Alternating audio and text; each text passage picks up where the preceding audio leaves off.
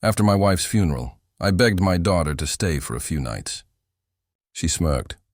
I'm too busy for that. I returned to my empty home, where silence became my only companion. But days later she came back to me in tears, begging. She came begging. If you are seeing this now, wherever you are, in your kitchen with the kettle rattling, on a crowded bus with someone's elbow against your ribs, on a sofa where the light from your phone paints your face, tell me your place. Write the name of it as if it were a prayer, because place is the one thing grief cannot steal from you. It can rob you of time, it can chew at your sleep, it can make your meals taste like cardboard, but it cannot take the shape of the ground under your feet. The day we buried my wife, the cemetery smelled of pine and damp earth, and the sky looked like a sheet someone had pulled tight over the world. After the last handful of soil, after the hugs that felt like people were trying to hold my broken edges together with their hands, I walked to my daughter, opened my mouth, and let the simplest words I had fall out. Stay with me tonight. Maybe a few nights.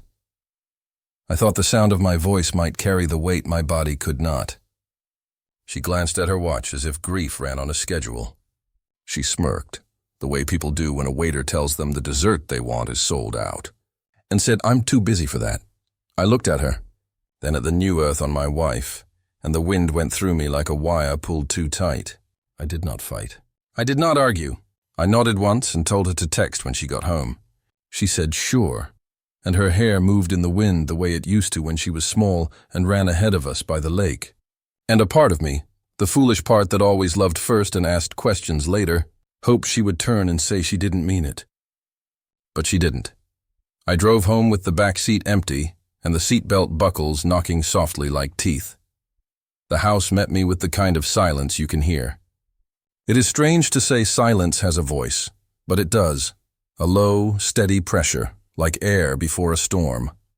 I turned the key and stepped into our hallway, and for a second my hands did what they had done for years.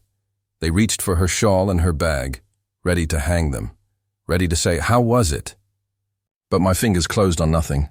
Her shawl was still there, of course, draped on the kitchen chair where I had left it, its edge uneven, a little thread unraveled at the fringe, like a whisper caught on a nail.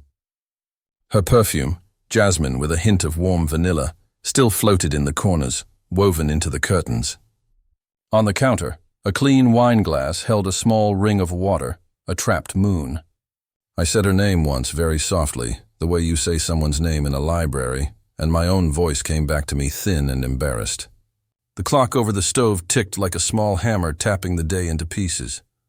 That night, I tried to sleep on my side of the bed and stared at the place where her breath used to warm the dark. I reached out, palm down, and touched the sheet. It was cool. There are two kinds of cold in this world, the ordinary kind that comes from air, and the other kind that rises up from inside you, from the places you thought were safe. I pulled the blanket to my chin and lay there like a man learning the geography of his own house for the first time. The drip of the bathroom faucet, the hum of the refrigerator, the scuff of a branch on the window, they became a map I traced because I had no other map left. At some hour when numbers stopped meaning anything, I sat up and walked to the kitchen. I boiled water, poured tea, and held the mug in both hands the way you cradle a bird with a hurt wing. The taste was almost nothing. I stood at the window, and the street lamp poured a cone of pale gold onto the road, and a moth kept circling it like a ship that had mistaken a lighthouse for the moon. I felt as if I were that moth, working in tight circles around a small light, because the real one was too far to reach. In the morning, sunlight came through the blinds, thin as blades. I poured cereal and watched it go soggy, then swept it into the bin and washed the bowl as if I were erasing a mistake. The doorbell did not ring. The phone did not buzz. No one needed me to hold their hand, fix a hinge, sign a form, drive them to a lesson, warm a bowl of soup. It is a strange thing when your usefulness dries up. It leaves a chalky taste the tea cannot wash away. That afternoon, I took the shawl from the chair and pressed it to my face. Don't judge me for that. The smell is a bridge. You step on it, and for a moment you are with the person you love. And then the bridge swings and lowers you back into the present. But your feet remember where they were. I walked room to room, touching things lightly. The picture frame by the piano with our daughter at 7 in a yellow dress, her hair in two messy braids. The dent in the sofa cushion where my wife used to tuck her legs and read. The tiny chip in the bowl we bought at the market, because the man who sold it said his brother painted the blue flowers by hand. Objects waited like patient pets for a master who was gone. When the phone finally rang, the sound cracked the air like an egg hitting the edge of a bowl. I answered with a smile already forming. Habit is a stubborn animal. "Hey, sweetheart." My daughter's voice was clean, clipped, the voice she used with delivery drivers and receptionists. "Dad, quick thing. Did Mom leave any specific instructions about the lake cottage? I need to know before Friday." I sat down slowly, the chair complaining with a small creak. "She left instructions about love," I said, aiming for gentle, failing. "She left us a way of treating each other that works in any season." A sigh through her nose, the kind that says you are being difficult on purpose. "I'm serious. The cottage is underused. I could consolidate assets if I had the documents. We can't hang on to things just because they make us sentimental. Practicality has to win." There it was, consolidate, a word that did not belong in the mouth of my child when she was talking about rooms that had held our laughter like a jar holds summer jam. I said we could talk later, and she said she was too busy later. And I looked out the window and watched a sparrow hop across the porch rail like it was counting the boards. 2 days, 2 more calls, each sharper than the last. "Any notes about transfer? Do you have access to the safe deposit? I can manage the legal side if you sign." She kept her voice light, joking even, but I heard the wire running through the middle of it. I listened, and I let something inside me go still. My anger did not rise. It sank, like a stone in clear water, and left the surface smooth. When I spoke, my voice came out flat, calm, polished by the place sadness had sanded it. "We'll handle what needs handling," I said. "Not today." She paused each time, as if expecting me to argue, and when I didn't, I imagined her recalculating like a GPS looking for a new route. After the second call, I went to the small room we once called the study, and stood with my hand on the bookshelf that leans slightly to the left because one leg is a touch shorter. My wife had loved that flaw. "It's honest," she said. "Things that lean have worked hard." Behind those books is a small safe, the kind men buy when they believe a solid click can keep chaos out. I touched the spine of a cracked novel, and my fingers remembered a night near the end, when she took my hand and brought me here, her breath thin, but her eyes lit from inside. "Keep it simple," she whispered. "Keep it quiet. Protect what we built, even from memory when it goes soft, even from the people who forget what it cost." Her handwriting on the envelope looked like a row of small birds on a wire, precise, calm, ready to lift if the wind asked. I had sealed the papers inside, closed the door, and listened to the click. I had not told our daughter about the code. I would not. I kept the days busy so they would not eat me. I cleaned the kettle until it shone like a coin. I dusted the piano keys and pressed middle C just once and let it ring until it faded into a shape of air. I took the spider plant to the sink and let it drink, while I whispered the nonsense my wife used to tell our green things. "You are beautiful. You are needed. You are enough." And then laughed at myself and said it again because saying a thing twice sometimes makes it true. I went to the market and bought pears too hard for teeth. I peeled them, sliced them, dropped them in a pan with sugar and a few bruised cardamom pods because that is how she did it. And the kitchen filled with a smell that climbed the stairs and tugged at little hidden ropes in the chest. I carried a bowl to the porch and ate slowly while the light thinned. The lake wind smelled of metal and pine. Once, a boat coughed and went silent, and for a moment I pretended it was waiting for her to wave, as I ate.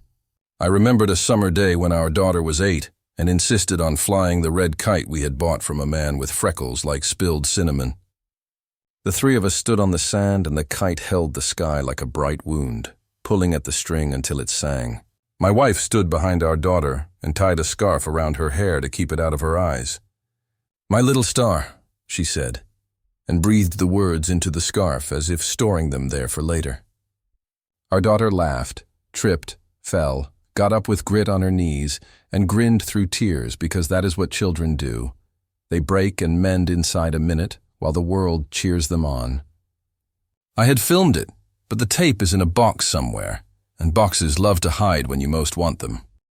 What stayed with me wasn't the picture. It was the sound, the string singing, the waves folding themselves in polite applause, the laughter braided with the wind. If you ask me what family is, I will tell you it is a sound before it is anything else. The day after the pairs, the phone rested. No calls. I took the quiet as a gift. It stretched like a cat in a patch of sun. I fixed a hinge on the back door, oiled the lock that sticks, cleared the gutter where wet leaves had built a small dam. Practical tasks are a kind of prayer. Each one ends with a click or a wipe or a final turn, and you get to say, "This was broken and now it holds." Evening walked in on soft feet. I was making tea when the knock came. Fast, urgent, a little wild. Not the knock of a neighbor who wants to borrow a ladder or a stranger selling something. The kind of knock a person makes when they're afraid the door might disappear if they don't keep touching it. I wiped my hands and went to the hallway. I opened the door, and the rain swept past her shoulders into the house like it had been waiting behind her to be let in. My daughter stood there with her hair ruined by weather. Mascara smudged into commas under her eyes, mouth trembling as if it were learning a new language. "Dad," she said, and the word landed with weight. Not the weight of duty. The weight of need. "Please, I need to stay. A few nights." She stopped because the sentence had fallen apart in her hands. I stepped back and she came in before I could say, "Come." I held out a towel and she took it like someone takes a ticket at a train station. Automatic, grateful, a little dazed. I led her to the kitchen because kitchens can hold tears better than living rooms. I set water to boil and took down the mug she has always liked, the one with the thin crack shaped like a small river. She wrapped both hands around it when I gave it to her, and breathed in the steam as if she were trying to warm something more than skin. She cried without shame. Not pretty crying, real crying, the kind that brings hiccups and snot and makes your face red and your breath loud. I stood by the counter and let the room be big enough for all of it. There are hours when you must not use language as a mop. When she settled, I slid a plate of pears across the table. "Eat," I said. She took a bite that looked like work. She chewed as if she were convincing the fruit to be sweet. Then the pieces of the story started to arrive. They didn't line up at first. They came sideways. Her husband, a fight, words thrown like plates, the sentence that cut worse than the rest. "You have nothing." He had said it while zipping a suitcase, as if the zipper were applause for his own performance. "You have no claim. Your father holds everything. You're all talk." She had answered that she could get the papers, that I would sign, that the house would be hers by the end of the month. And he had looked at her like a teacher looks at a child who is not prepared, and then left without slamming the door because people who want to hurt you sometimes prefer the quiet. She told me all this and did not look me in the eye. Shame has a way of bending the neck. I did not tell her I had seen this storm on the horizon. I did not tell her I had felt it move across the lake at night like a dark animal, and had closed our windows not because I feared the rain, but because I did not want the smell of it in the curtains. I folded the towel she had used and set it on the back of a chair because the body needs small tasks to keep the soul from wandering too far. She said, "I'm sorry," and the words came late, but they came clean. For the funeral, for not staying. I told myself I would drown here. Then I drowned anyway, just not with you, I nodded. I don't know if forgiveness happens all at once or in pieces like a loaf you cut and eat over days. I only know that the house, which had been listening with its breath held, exhaled a little. I made up the guest room. But she said the couch would be better, that she felt safer close to the door, as if danger were an animal that always enters from the far side of a room. I tucked a blanket around her the way my wife had always done, folding the edge under, a small move that keeps warmth from leaking. She turned on her side, hand under cheek, and for a minute I saw her at 5 years old, feverish and sweaty, whispering, "Water, water," and my wife holding a spoon like a wand. I sat in the chair opposite and watched the slow rise and fall of her shoulder. The rain tapped the window like a shy visitor.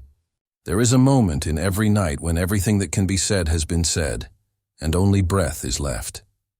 I waited for that moment, and then went to the study and stood with my hand on the bookshelf again, feeling the lean, feeling the quiet weight of the safe behind it. I did not open it. I did not need paper to know what my duty was. My wife's voice came back to me like a radio station you catch only at night. Protect what we built. I nodded in the half-light and went back to guard the couch as if it were a harbor and the person sleeping on it a ship that had limped in after a hard sea. Morning arrived crisp, with light slicing into the room in clean strips.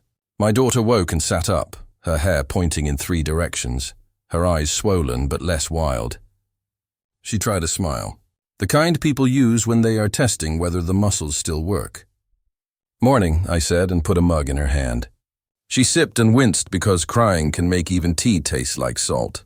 She thanked me, the way people thank the stranger who held the elevator. Then I saw it. The quick rearrangement behind her face like furniture shifted in an upstairs room. She said soft, careful, almost kind, "Dad, about the house.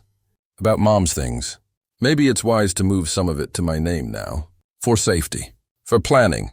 You shouldn't have to handle all the paperwork, not at your age." She said, "At your age, the way a nurse does. Gently, as if she is handing you a pill she knows you will not like." I did not answer at once. I sipped my tea and let the steam fog my glasses. When I spoke, I kept my voice in that flat register grief had tuned it to. "We will see," I said. 3 words that open no doors and close none. She waited for more, then filled the space with nervous tidying, folding the blanket, straightening the cushion, checking her phone to pretend it had something useful to tell her. Later she stood on the porch and breathed in the crisp air like someone trying to gather strength through the nose.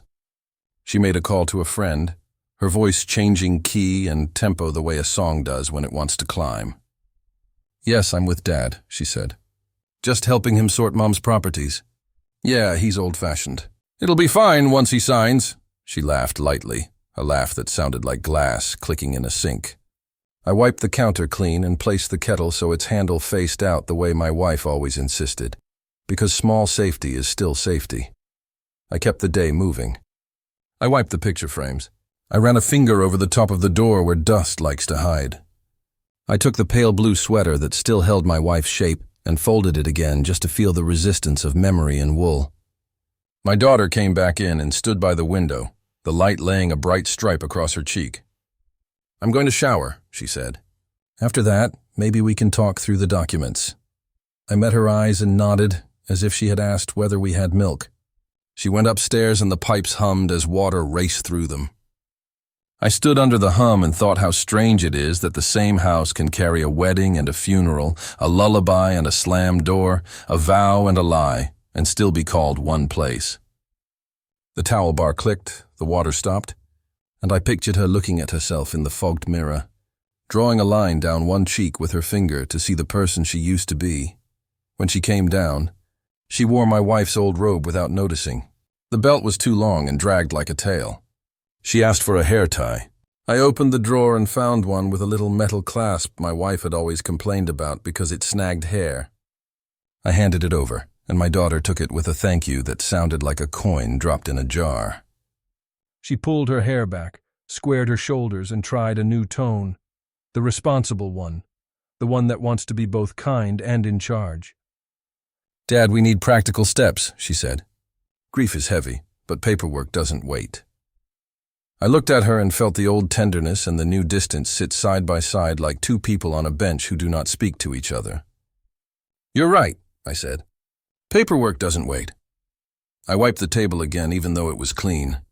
She set her phone on the wood face down, as if its dark back could eat her reflection. We stood there, 2 islands with a shallow channel between us, the tide slipping in and out. I went to the cupboard and took down the tin box where we keep stamps and spare keys and a bundle of rubber bands that have fused together into a colorful lump. I opened it and set it on the table. "Keys," I said, and slid the spare to the cottage across the wood. She looked at it with hunger she tried to hide. "This is for emergency entry," I said. "Not transfer." "Not yet." She moved the key with her index finger until it shone in a patch of light. "Understood," she said. And the word lay there like a stone you throw into your pocket because you might need its weight. The afternoon stretched, thin and almost see-through. We ate soup and crackers and did not make conversation the soup could drown in. She scrolled her phone, then set it aside as if it had betrayed her. I cleaned the kettle again without needing to, polishing the spout until it reflected a bent, shiny version of me. She watched my hands for a long time and then said, in a voice that tried to braid apology and strategy, "I know I've been distant. I know I hurt you. I was afraid of this house, Dad. It makes everything louder. Your grief. Mine. Hers. I thought if I stayed away, the noise would soften. It didn't." She shook her head and laughed without joy. "I ended up loud in other places." I nodded. "Noise travels," I said. "Silence does too." We let those words slide around the room until they found places to rest. When the light began to leave, she yawned and rubbed her face with both hands, palms up, the way she used to as a child when she wanted to press the day off her skin. "I might sleep early," she said. "Tomorrow we can talk more." I said yes and brought out the blanket. She lay on the couch again by choice. I tucked the edge under her feet, made a joke about my bad corners, and she smiled with her eyes closed. I sat in the chair and watched her breathing even out. I did not plan out loud. I did not pace. I did not open the safe or touch the papers or even look at the shelf. I sat very still in the soft dark, the house around me like a held breath, and I let the shape of my next steps settle inside me, the way a boat finds its place on a calm night, drifting an inch and then another until the rope takes the slack, and the hull says, with a sound felt more than heard, "Here." Morning came smelling of clean air and damp wood, and I stood at the sink with my hands under warm water longer than needed, as if heat could soften the hard place in me.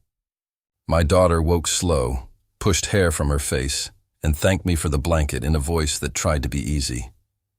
She made a show of tidying, of looking for a pen, of folding the corner of the couch throw into a neat triangle, the way her mother used to do. It was a small kindness, but behind it, I felt the other thing moving, the need that had followed her to my door in the rain. She checked her phone, frowned, then set it face down as if the black rectangle might swallow her thoughts. "Dad, later today we should go through documents," she said, light as steam. "It will help both of us." I told her I had errands, which was true. Grief has errands. It needs hinges oiled and light bulbs replaced and the porch swept so the world knows you still live in your house. She offered to come, and I said no in a flat voice that surprised even me. "Not unkind. Just level. The tone you use to measure a table. This is where the edge is. It won't move because you wish it to." She tried being helpful. She made tea and stirred it too fast, and the spoon clinked the sides of the mug the way a nervous foot taps a floor. She chopped an onion and cried in the safe way onions allow, then laughed at herself and said, "This house makes every sound bigger." I agreed. The kettle sneezed. The clock nudged the minutes along. She watched me as if I might take a corner too fast and spill my sadness onto the tile. At noon, she took a call and turned slightly away, but sound travels well in old rooms. "Of course," she said. "He's receptive. It's just a matter of timing. I'll text when it's signed." She paused. Then, "No, I'm fine." And I could hear the lie, small and smooth like a polished stone rolling over her tongue. She hung up and smiled at me with the smile people use when they have decided you are fragile and they must speak quietly or you will crack. "We'll do this together," she said. "It'll be easier for you that way." I dried my hands on the dish towel and nodded as if she had mentioned rain in the forecast. In the afternoon, she tried another path. She placed a small box on the table with a ribbon too bright for a day with this light. "A little gift," she said. Inside was a gadget with big buttons, the kind advertised for people of a certain age. It announced the weather in a cheerful voice when she pressed the largest circle. "Helps you keep track," she said. I thanked her and put it beside the kettle where it looked like a guest who would not be staying long. She hovered by the window and let out a breath through her nose. "We could go to the lawyer's this week," she said. "Just to start, it would be less stress." Her words were polite, but they moved like a hand trying to lift the corner of a rug. I looked at the rug and smiled and did not help. The day thinned toward evening, turning the lake to a sheet of dull silver. She stood on the porch for a while, shoulders up around her ears, chewing at a thumbnail. When she came back in, she had arranged her face into the kind of calm people practice in bathroom mirrors. We ate soup with bread I had sliced too thick. She talked about small things, how the shop on Orchard Street had changed its window, how the cafes were pushing cinnamon again, how life felt like walking into wind, but the talk had a steady current beneath it. When the bowls were empty and my spoon lay like a tired oar on its side, she folded her napkin into a sharp square and set it precisely beside her bowl. Then she tried the straightforward ask. "Dad," she said, softer than the steam rising between us, "I need you to sign some transfers." The cottage, maybe one of the small rental units. Nothing extreme, just to secure things. The room listened. Even the refrigerator paused. I held her gaze and spoke slowly so she would hear every word. "Not today," I said. She blinked. The skin around her eyes tightened. For a heartbeat, I saw the little girl under the adult mask, the one who hated being told no, because no meant there was a boundary she could not charm into moving. "You always made things so hard," she said. And the sentence came out brittle, and surprise flashed across her face, as if she had not planned to let that particular shard fall. I stood, not quickly, and carried the bowls to the sink. I washed them clean and set them in the rack. When I turned, she was leaning forward, both hands on the table, sleeves pulled back so her wrists looked thin and defenseless. "I am trying," she said, and she was in her way. "Mom would want me secure." I walked to the doorway of the study and let my hand rest on the frame. "Your mother wanted you kind," I said. "She wanted you brave. She wanted you to stand in a room and listen to the truth even if it did not clap." My daughter's chin lifted, a sign I knew too well. It meant she was calling her arguments to the front. "Then show me the truth," she said. "Show me why you won't sign. Show me what you're hiding." Her voice had sharpened. She wanted a fight she could win by being faster, louder, younger. "I did not give her that fight." I nodded toward the study. "Come," I said. The word landed like a small stone dropped into still water. We went in. I closed the door halfway, the way I always do, enough to make the room feel held but not trapped.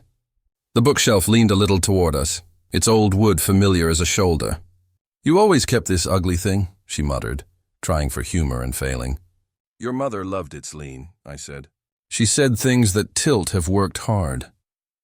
I slid 3 books aside and turned the knob at the back. The safe revealed its dull mouth. My hands moved without hurry. I entered the code, the date only we knew, the tiny promise hidden inside the numbers. The lock gave its quiet click. Not loud, not dramatic. A sound most people would forget, unless they were listening for it. I opened the door and reached inside. The papers were where I had left them, edges square, envelopes thick with the weight of a life measured in signatures and seals. On top, the letter in my wife's hand. The writing small and precise, a line of birds on a wire, steady even though the wind had been rising when she wrote it. I laid the letter on the desk, then the ownership documents, then the trust agreement I had drafted with the lawyer who knew how to make a fence out of words. She sat, one knee jiggling, knuckles white where she gripped her own fingers. "Go ahead," I said. She read. I watched the way her eyes moved, fast at first, then slowing, then stopping. She inhaled sharply when she reached the clause that mattered, that the house, the cottage, the rentals, even the land we had never gotten around to planting, all remained under my name and my decision for the length of my life, and that upon my death they would pass not by whim, but by a set of conditions written in clear lines, conditions her mother and I had agreed on together the week before Winter took her hand. She looked up, mouth open, then closed it like a door in a wind. "This is," she started, and stopped because the word she wanted was not the right one. "Unfair?" I offered. She shook her head, then nodded, then shook it again. "Unexpected," she said, picking the softer shape. I tapped the letter. "Read this," I told her. She unfolded the paper, careful now, as if it might be a fragile wing. The letter was not long. My wife had written about the lake smell of pine and the way pears soften when you cook them slow. She had written about the day our daughter flew the red kite, and the string sang, and the boat on the horizon moved like it had all the time in the world. She had written, in the small, plain language she favored when the subject was large, that love without respect is noise, and that houses mean nothing unless the people inside them hold each other like promises. Then she had given me the instruction I had carried like a secret stone: protect what we built, even from those who forget what it cost. My daughter's breath hitched on that line. Her eyes flicked to me, then back to the page, as if the ink might rearrange itself into a softer truth if she looked hard enough. I did not raise my voice. I did not cross the room and point or plead. I laid the trust agreement in front of her and touched the section with one finger. "This is the fence," I said. "You may not like it, but you will not climb it on your timetable. You can live here if you wish. You can eat the soup I make and leave your shoes by the door and speak your grief into these rooms and let these walls speak back. You can be my daughter in my house, but you will not manage assets while you are learning again what a family is." "Not yet," she swallowed. Her face did something I cannot name, a folding and unfolding like a bird deciding whether the wind can be trusted. "He told me I have nothing," she whispered, the he hanging between us with a coat I would not take. I shook my head. "He was wrong," I said.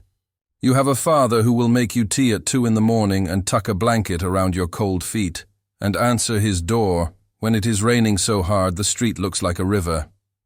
That is not nothing, but I am not a pen you pick up when you need to write your own comfort." She touched the letter again, then traced the shape of her own name in the trust, as if testing whether it still belonged to her. "There are conditions," she said. "Yes," I answered. "Not for punishment. For direction. When I am gone, these places may be yours if you have lived in a way that honors what built them. If you spend time here not as a queen but as a keeper. If you help, not to be seen helping, but because floors get dirty and porches collect leaves and soup simmers better when someone stirs slow. If you visit the cottage and do not measure it only in resale price but in how summer smells at dawn. If you learn again how to say thank you without also saying now give me more. Failing that, the trust moves to the hospice where your mother died, to help strangers hold hands the way I held hers. That is the part we both signed with clear eyes." She stared at the paper as if it might bite. Then her eyes filled. Tears stood and did not fall, thick as the lake when the wind goes quiet. I let the silence be a fourth person in the room. It sat with us, polite, attentive, unafraid of its own length. My daughter wiped her cheek with the heel of her hand and spoke in a voice that remembered the sound of apology. "I was cruel," she said, "at the grave. On the phone, I was afraid and I made it into arrogance because arrogance feels safer." She shook her head. "I thought I could fix my life with signatures." I nodded because nods can be merciful. "Paper can fix walls," I said. "It cannot fix the hands that lean on them." She laughed, one short breath that was not joy but was not nothing. "You always did talk like that when you were serious," she said. "Like a riddle someone wanted me to solve." "Not a riddle," I said. "A reminder." She stood and walked to the window. The lake was dark now, holding the last light like an old coin. "If I stay," she said, not turning, "what happens?" I moved the letter aside, closed the safe, slid the books back into their lean. "If you stay, you sweep the porch when it needs it and you do dishes without being asked, and you let yourself be sad where you are instead of looking for brighter rooms that only make you squint. You learn the kettle's moods. You sit with me when the wind is loud. You go to the cottage with me on Saturdays, and we fix the loose step and plant herbs she always promised to plant and never did, because life kept making other plans. You eat pears even when they're hard and wait for them to sweeten. You talk about her when you can, and when you can't, you don't pretend. And we do not speak of signing until your voice has learned to say something softer than hurry." I watched her shoulders drop, a slow surrender not to me but to gravity, to the idea that staying might be a kind of strength. She turned, and for the first time since the rain knocked her to my door, her face was quiet. Not empty, quiet, like a room that has been aired out. "All right," she said. A plain word, and it did more work than any speech could have. She came to the table and put her hand on the trust. "I want to deserve this," she added, and I heard the undercurrent to that sentence. "I want to deserve you." I did not say, "You already do," because that would have been a lie. Love is not a prize, and neither is trust. But I said, "There is time, and time, when spoken without fear, can be a soft pillow." Days found their rhythm. She wiped the counter without looking for praise. She ran a load of laundry and folded towels the way her mother had taught her long ago, edges aligned like pages in a book. Once she burned the onions, and we opened every window and laughed because the house smelled like a bad diner at 4 in the morning. She cried on the stairs where the closer light cannot reach, and I sat 2 steps below and listened to the hurt come out in words that were not pretty but were honest. She told me about the fights, the small humiliations, the way her life had become a stage where she tried to perform competence while the props fell apart behind her. I told her about the afternoon her mother fell asleep in the chair and woke smiling because she had dreamed of the lake, and how even then, when winter had moved into her bones, she looked at the kettle like it might sing. We fixed the porch step. We took the drive to the cottage and let ourselves in with the key I had not taken back. We walked through rooms that smelled of dust and old sun. We opened windows and the lake wind walked in like someone who had been invited all along. She stood in the doorway and breathed. "I remember," she said, and she did not say what. She didn't need to. Her phone rang less. When it did, she stepped outside to speak, and sometimes she came back with eyes red, and sometimes with her mouth set firm. Once she told me she had told him no. Not a no that begged to be persuaded into yes. A full sentence no that closed the door gently and turned the lock. "He said I was making a mistake," she said, and there was no question at the end of the sentence.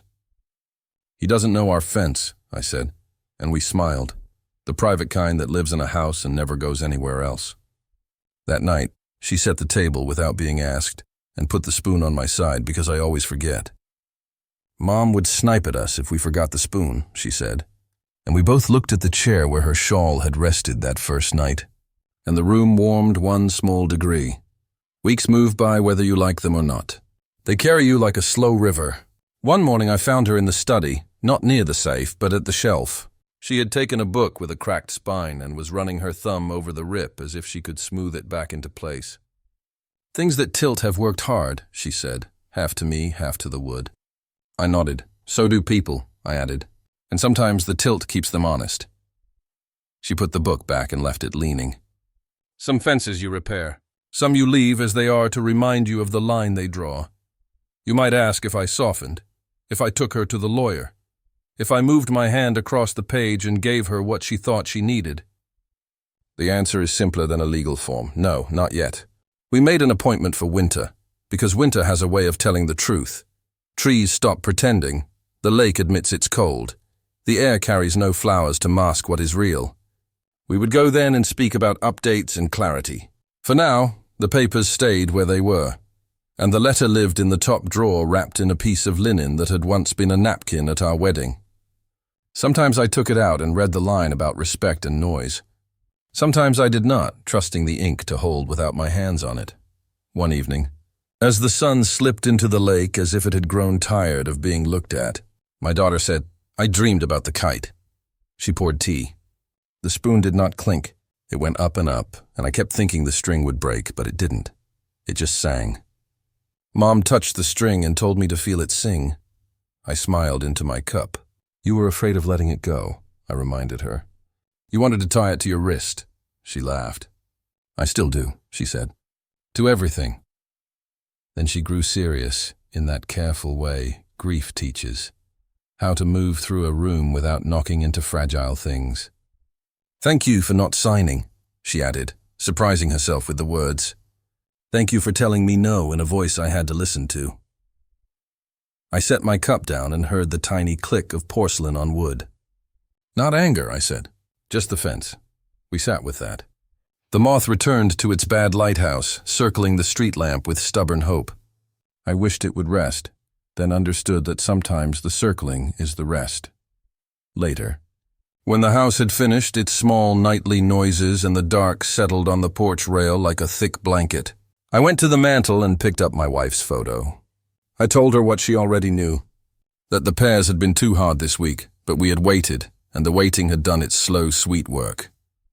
That the porch step no longer complained when you put weight on it. That our daughter had learned where we keep the big pot and did not bang its lid. That the kettle, which always breathed a little before boiling, still did, and I still listened. "I kept your fence," I said. I kept our house a promise. In the quiet that came after, I heard her voice the way a person hears a remembered song walking up behind them on a street. "Protect what we built."